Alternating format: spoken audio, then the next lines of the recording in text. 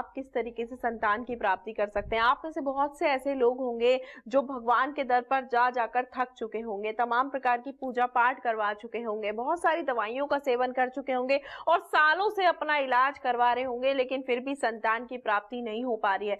तो उसके पीछे एक यही कारण है, जैसे कि अभी डॉक्टर साहब ने बताया कि हर चीज को करने का एक सही समय होता है, कोई शुभ मुहूर्त होता है और साथ ही मंत्रोच्चार के माध्यम से इन दवाइयों को तैयार किया जाता है और उसके बाद उसका सेवन करने से आपकी खाली झोली अवश्य भर जाती है, भगवान का आशीर्वाद भी आपको प्राप्त हो जाता है। तो यदि आप भी निसंतान है, मार्गदर्शन प्राप्त करना चाहते हैं, संतान की प्राप्ति करना चाहते हैं, बार बार मिसकैरेज हो जाता है, समझ नहीं पाते हैं कि मिसकैरेज क्यों हो रहा है, बहुत सारी दवाइयों का सेवन कर करके थक चुके हैं, तो जरूर संपर्क करें। नंबर लगातार आपकी टीवी स्क्रीन पर दिखाए जा रहे हैं। तो डॉक्टर साहब, जैसे आपने अभी बताया कि मंत्रोच्चार के माध्यम से दवाइयों को तैयार किया जाता है, उनका सेवन किया जाता है, आप तो आयुर्वेद के माध्यम से भी लोगों का इलाज करते हैं और ज्योतिषाचार्य के माध्यम से ही, मतलब ग्रह भी एक अहम भूमिका निभाते हैं लोगों की जिंदगी में। लेकिन यदि किसी को बार बार मिसकैरेज हो रहा हो और दवाइयों का सेवन करने के बाद भी उनको संतान की प्राप्ति नहीं हो पा रही हो, तो आप किस तरीके से उनका इलाज करते हैं, कौन से ग्रह को उसके लिए कारक मान सकते हैं?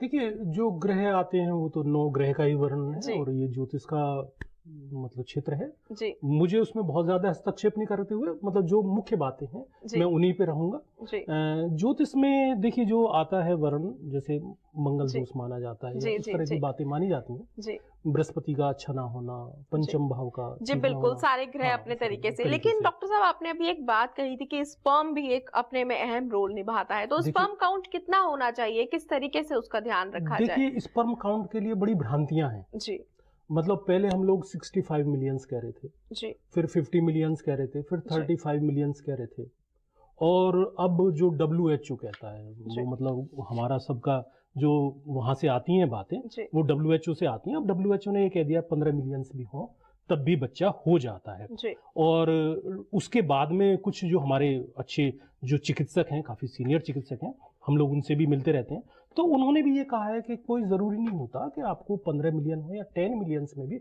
बच्चे को होता हुआ देखा गया है कि हो जाता है नेचुरली, और यदि उससे उससे भी कम है तब भी हो जाता है बच्चा, जी मतलब ऐसा नहीं है। पर अब ग्रंथकार, जैसे आपने कहा बार बार गर्भपात हो जाता है, तो जी देखिए ग्रंथकार कहता है, मैं नहीं कह रहा हूं, जी ग्रंथकार कहता है कि इस दवाई को दोनों खाएं। इसका मतलब ये है कुछ गुणसूत्र पुरुष से आते हैं, जी कुछ गुणसूत्र स्त्री से जी आते हैं, तो यदि ये दोनों दवाई खाते हैं तो गुणसूत्र बिल्कुल मैच करते हैं, और मैच करने के बाद में हैबिचुअल अबॉर्शन जैसी बातें वो खत्म हो जाती हैं दवाई से। जी अभी मैंने पढ़ के बताया था आपको कि ये जिसने मंत्र उपवास और ये सब कुछ कर लिया तब भी उसका काम नहीं हो जी रहा, पर यदि इसके साथ में मंत्रों का जाप मंत्रों करके का जाप किया। जी ये हमें कम से कम 10 साल में समझ में आई, 10वीं की बात, जी कि जी अच्छा ऐसा है। और जो स्पर्म काउंट कम है या बिल्कुल नील है, इसको वैसे हम लोग 2 डिवीजन में देखते हैं। जी स्पर्म काउंट कम होना अलग बात होती है जी और स्पर्म काउंट नील होना अलग बात होती है। नील वालों के लिए एक ही ट्रीटमेंट है, पूरे विश्व की बात करूंगा मैं जी आपको। वो कुछ नहीं करते हम लोग नील वाले को, ये टेस्टिस होते हैं तो इसमें से डायरेक्ट हम लोग निकाल लेते हैं और इतने स्पर्म हमें मिल जाते हैं कि हम उसका जैविक बच्चा दे सकते हैं बिना किसी उसके। हाँ, स्पर्म काउंट कम है, कितने कम है, 5 मिलियंस हैं, 10 मिलियंस है, 10 पे भी 5 पे भी हमने नेचुरल प्रेगनेंसी होती हुई देखी है, उसमें कुछ ज्यादा परेशान होने की जरूरत नहीं है। पर ये जरूर देख लीजिए, जो ये ग्रंथकार कह रहा है इस बात को समझ लीजिए। ठीक है, ये बात तो हमने समझी, जैसे कि आपने बताया कि इस दवाई का सेवन किया जाना चाहिए, सही समय पर बननी चाहिए, मंत्रोच्चार के साथ बननी चाहिए और साथ ही साथ जो है पूजा पाठ, जिनको संतान की प्राप्ति करनी है उनके साथ साथ चिकित्सक को भी करनी चाहिए, जैसे कि आप करते भी हैं। एक बात और मेरे मन में है, काफी सारे लोग हैं लाखों रुपया खर्च कर देते हैं, जैसे कि अगर संतान की प्राप्ति के लिए पैसा कोई नहीं देखता, सोचते हैं बस पैसा चला जाए लेकिन खुशियां हासिल हो जाए। लेकिन आईवीएफ करवाने के बाद भी 2 से 3 से 4 बार तक या 5 बार तक बार बार आईवीएफ फेल होना, इसका क्या कारण हो सकता है? देखिए, हम लोग एम्ब्रियो बना के ही तो रख सकते हैं। जी देखिए, एक तो होती है चिकित्सा करना, जी और देखिए आयुर्वेद में भी, जैसे आप पहले भी पूछ रही थी, मैं थोड़ा सा टॉपिक को थोड़ा भटका रहा हूँ। जी वो भटकाने की वजह ये होती है कि आपको पता होनी चाहिए आप मेडिसिन क्या लें। जी शिवलिंग के बीज खाते हैं, सतावर का प्रयोग करते हैं, पर ये दवाई दी हुई है, आप ले सकते हैं, ऐसा नहीं है कि भाई ना लें आप इनको। पर जो मेन दवाइयां हैं वो जैसे पहला चूर्ण का आता है, फिर इसके बाद में आसव अरिष्ट का भी आता है, अवले का आता है, पर जो मेन दवाइयां वो यही दवाइयां हैं, इन्हीं का उपयोग करना चाहिए। चरक संहिता में महासतावरी घृत है, भैंसज रत्नावली में कुमार कल्पद्रुम घृत है, तो ये यही दवाइयां बताई गई हैं, न कि वो चूर्ण वगैरह से। मतलब मैंने वहां आयुर्वेदिक की दवाई ले ली, पेशेंट बोलता है। तो अब आयुर्वेदिक की कौन सी दवाई ली कि जी मैंने अशोका रिष्ट पी लिया, मैंने 10 मूला रिष्ट पी लिया, वो काम करता है, पर जो ये दवाइयां हैं यही बेसिक दवाइयां हैं। मतलब हम लोग इधर उधर भटक रहे थे। दवाई ये हैं जो काम करती हैं, कैसे काम करती हैं वो मैंने आपको बता ही जी दिया। बिल्कुल। और आपका क्वेश्चन था कि भाई कई बार आईवीएफ फेल हो गया तो जी क्यों हो। जी आईवीएफ फेल होने का मतलब ये होता है कि लाइनिंग आपकी नहीं चिपक रही है। लाइनिंग जो है ये सारी ब्रेन से रिलेटेड है, और ये जो मंत्र विज्ञान है ये ब्रेन पे काम करता है। जी अच्छा, जब तक आपका ब्रेन से अच्छी तरीके से जब तक सिग्नल नहीं मिलेंगे आपको संतान नहीं हो पाती। हम लोग पेशेंट को देखते हैं, जब वो आता है तो घबराहट सी में आता है। जी यहां तक कि महर्षि वशिष्ठ से भी दशरथ जी पूछते हैं, मतलब उस टाइम पर जब वो पूछते हैं, वो वर्णन लिखा हुआ है बुक्स में, जब मैं पढ़ रहा था, तो वो मतलब भयभीत से थे कि भाई 3 शादियां कर ली, अब क्या करूं। वही 3 क्वेश्चन कि 3 आईवीएफ करा लिया, अब क्या करूं। जी तो ये एक भयभीतपन सा होता है। तो उसका जो वर्णन दशरथ जी को दिया गया महर्षि वशिष्ठ ने, वही हमें यहाँ प्राप्त होता है कि आप थोड़ा सा जाप कीजिए। और जो पराशर की आप जैसे थोड़ी देर पहले बात कर रहे थे, और पराशर का मेरे पास में एक कटिंग भी है, आज मैं लेके भी आया हूँ। जी पराशर होरा शास्त्र क्या कहता है, देखिए उसमें सबसे पहले आता है ये पराशर होरा शास्त्र है। और यही जो चिकित्सक वर्ग में, मतलब उसमें ये ज्योतिष वर्ग में इसकी सबसे बड़ी महत्ता है। इसी को जितने भी ज्योतिषी फॉलो करते हैं इसी को करते हैं। इसमें भी यही बताया है कि जो संतानहीन व्यक्ति होता है वो उसको सदगति नहीं मिलती है, ऐसा लिखा हुआ है। मतलब यदि आपने शादी करी है तो आपको संतान होनी आवश्यक है। जी बिल्कुल यदि बिल्कुल। मतलब ये कहता है, जी तो ये कहता है कि पूर्व श्राप का फल।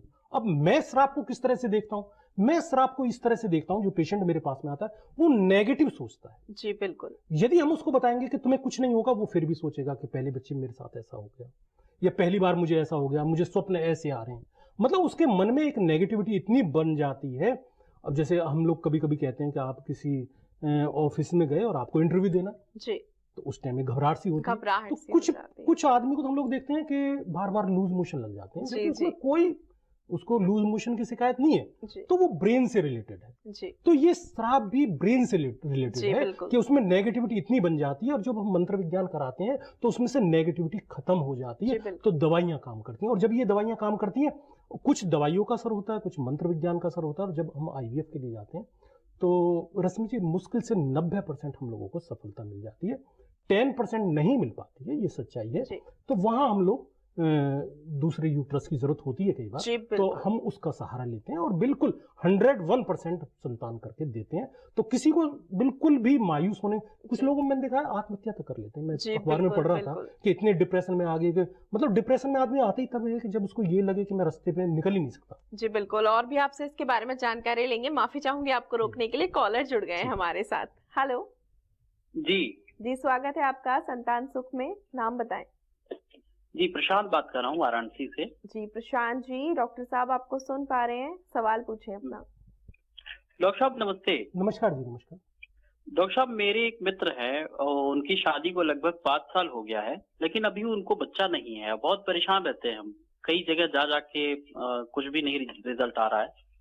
तो क्या कुछ मार्गदर्शन कर सकते हैं? देखिए ये जो नंबर चल रहे हैं, आप व्हाट्सएप पे रिपोर्ट भेज दीजिए, और रिपोर्ट में यदि एएमएच नहीं हुआ हो तो उनका एएमएच करा लीजिए, और साथ साथ में जो उनकी फॉलिकल स्टडी जहाँ तक हुई होगी, और स्पर्म काउंट भी हुआ होगा जहाँ तक हम लोग समझ रहे हैं, क्योंकि हर आदमी इलाज के लिए जाता ही है कहीं जी ना कहीं। बिल्कुल। और यदि जैसा भी होगा आपको पूरा मार्गदर्शन दिया जाएगा, क्या जरूरी है जी। क्या नहीं।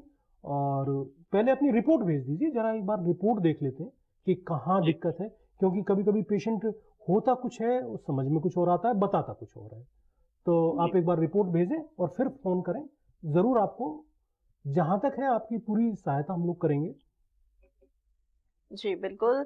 तो जिस प्रकार से आपको डॉक्टर साहब ने बताया है कि आप अपनी रिपोर्ट एक बार व्हाट्सएप कर दें, उसके बाद रिपोर्ट्स को देखने के बाद आपको डॉक्टर साहब बताएँगे कि आपके लिए क्या सही है, क्या गलत है और किस तरीके से आपको संतान की प्राप्ति हो सकती है। तो नंबर लगातार आपकी टीवी स्क्रीन पर दिखाए जा रहे हैं, आप इन नंबर्स को नोट कर लें।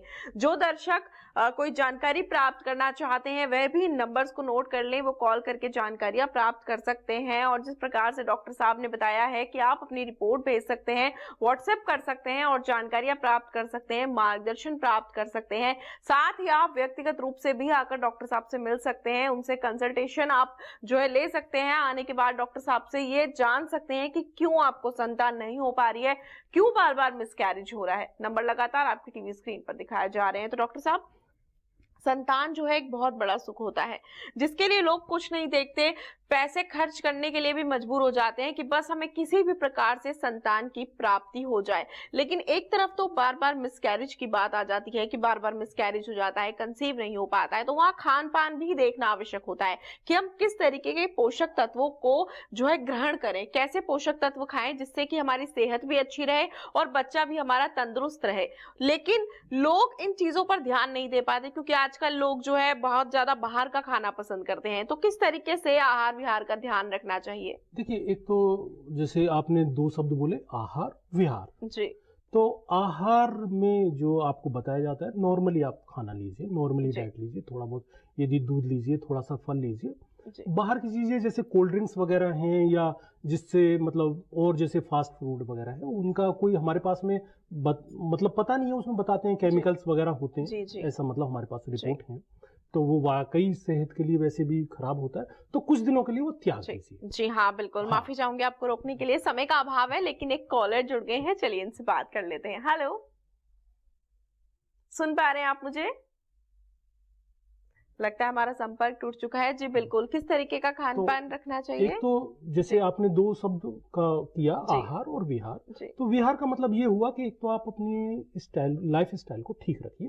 कहने का मतलब ये, टाइम से आप सोइए, टाइम से आप जगिए, थोड़ा बहुत घूमिए, मन प्रसन्न रखिए। जी यदि आपका मन प्रसन्न है, तो मन प्रसन्न तभी होता है जब मन के अनुकूल काम हो। जी यदि मन के अनुकूल काम नहीं होगा तो मन प्रसन्न बिल्कुल नहीं जी होगा। बिल्कुल। और लोग बागों को जो है, किसी को भी अपशब्द ना बोले आप, जी तो जिससे कि जो आप बोलोगे वही वापस आता है। जी तो एक तो अपना दिनचर्या ठीक रखें, जी साथ साथ में ऋतुचर्या भी होती है, जैसे ठंड पड़ रही है तो जी कपड़े जी ठीक ठाक जी पहने। जी तो दिनचर्या, ऋतुचर्या और हमारे पास में वही आहार विहार का होता है। तो बाहर की चीजें छोड़ दीजिए और ज्यादा बहुत कुछ करने की जरूरत नहीं। जी और जो आप कह रहे थे हैबिचुअल अबॉर्शन वाला केस, उसमें तो मुझे लगता है कि वो केस हम लोग मान के नहीं चलते। जी कोई बहुत बिल्कुल। ज्यादा दिक्कत नहीं होती है उसमें। जी तो बिल्कुल। उसमें सफलता बहुत 2 महीने में ही मिल जाती है जी उसमें। बिल्कुल मतलब डॉक्टर साहब, आप बहुत अच्छी बात है कि आप सफलता के साथ, मतलब अगर लोग अपनी खाली झोली लेकर आते हैं, उनकी झोली भर देते हैं, उनका मार्गदर्शन कर देते हैं। फिलहाल समय का अभाव है, हमें यहाँ रुकना पड़ेगा, लेकिन आप आए, इतनी महत्वपूर्ण जानकारियां दी, हमारे दर्शकों को एक उम्मीद उनके अंदर जगाई, उसके लिए आपका बहुत बहुत धन्यवाद।